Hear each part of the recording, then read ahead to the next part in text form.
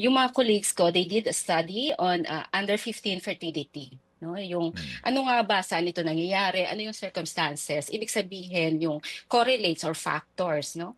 Ang nakikita nila, isang malaking findings dito is yung age gap between the age gap nung batang babae at saka yung partner, no, the one who fathered the child, Mhm. no? Mm. So, karamihan talaga dito, malaki yung age gap, no? So, Okey. kaya para kung titignan mo yung age of consent, no, Mm, natin mm, ngayon. mm. So, papasok siya doon sa classification. Most of this is actually parang child abuse, no? Okey. Mm. Sexual abuse. Mm, mm. Yung circumstansya, mas Mhm. siguro yun yung ating tutukan. Bakit?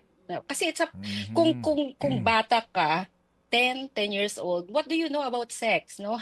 You can't Mm. negotiate, di ba? Mm. O, so may issue ng power din doon, no? Mhm. Tapos ang partner mo ay 17 or 18 or 20, no? May Mm. mga ganong cases na yung age gap kasi is more than 7 years, no?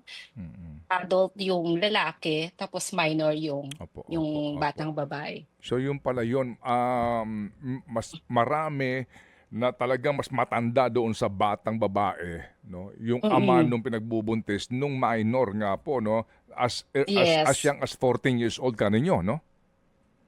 As 10, no? As Wow! young as 10. So, yung gano'n. Although Mm. may mga cases din naman Mhm, na hmm. bata din yung tatay, no? Mhm, Pero mm. ito siguro yung masasabi nating naglalaro lang, Mm, no? opo, Yung opo. hindi nila alam. Mm, So, mm. yun. Opo.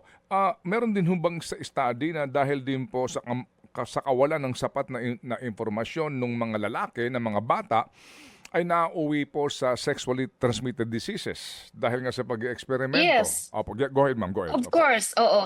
Oo, kasi nakikita rin natin malaking ano, maraming mga kabataan din natin yung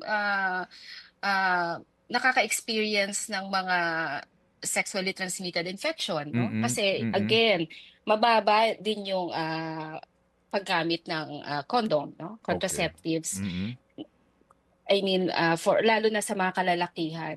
Saka isa pang aspeto doon is marami din namang cases na yung pakikipagtalik sa kapwa lalaki, nangyayari naman na talaga yun. At nakita din namin ito sa YAFs. mm. So hindi na siya, yung sinasabi nga nating, I don't really want to use the word na parang risky, no? Kasi Mm. dapat walang judgment. Oo. Pero ito yung realidad na meron naman talagang kaso na hindi lang pakikipagtalik ng babae at lalaki. Opo, opo, opo, opo. At hindi ho naman Mm. maitatanggi po yung pong, datos niyan ano, na nagsasabi nga ano, Mm. na itong common na mga ilang pong karamdaman, oo, ay sakit nga na naisasalin dahil nga sa same sex 'no? Opo.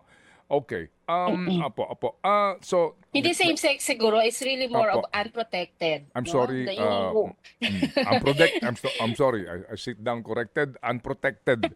Opo, oo, opo na oo. pero yun nga po 'no, napakahirap kung menor de edad pa 'no, murang edad ka ninyo ng 15 to 19 ang mga nasasangkot dito na dapat nga sana ay nabigyan na po ng maagang impormasyon, edukasyon po't kaalaman at warning Mm. dito po sa risk na haharapin mo kung sakasakaling papasok ka sa ganyang uri, 'di ba? Ng sexual Mm. relationship ganyan po kabata 'no?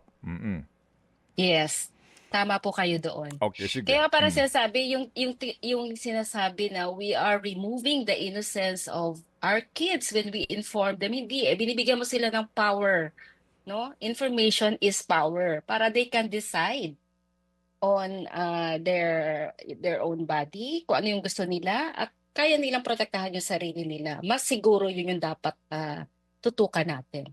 Opo, at yun ang purpose nga nito pong, comprehensive sexuality education. Ito na po tayo. Oo. Opo, Oo, sige. kasi Mm, hmm, yung comprehensive sexuality education hindi lang naman siya about sex, 'no? Siguro nandun din yun tungkol sa usapin ng marami siyang ano, marami siyang ka kaakibat, 'no? Hindi lang sexuality, mm, relationship halimbawa, no? mm. Or dapat din kasama doon yung karapatan mo bilang babae, sexual rights.